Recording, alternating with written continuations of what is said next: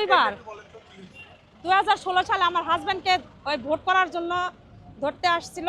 তো আমার উনি 14 সালে একবার, 16 সালে দুইবার।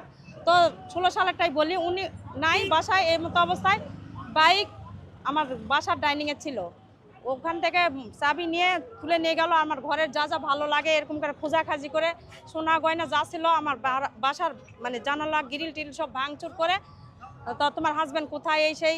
আমি বলছি নাই, আপনারা কি অপরাধ ওনার? উনি কি কোনো মাগলিন করে নাকি উনি কোনো রাষ্ট্রবিরোধী কাজ করে? আপনারা এইভাবে সার্চ করতেছেন।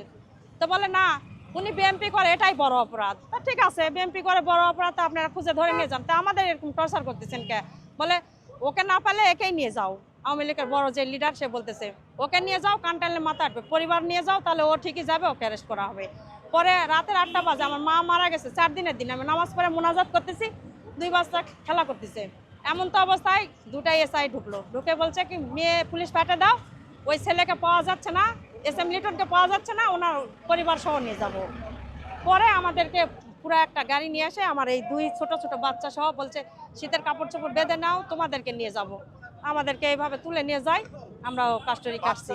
হ্যাঁ, বাচ্চা নিয়ে, বাচ্চাদের ছাড় দেয়নি। আমি বলছি, আমার ভাই ফোনে বলছে, ভাই আপনারা আমার ভগ্নিপতি রাজনীতি করে, ঠিক আছে ওনাকে নিয়ে যান। তা আমার 2 বেবি সহ আমার বোন কি অপরাধ করছে?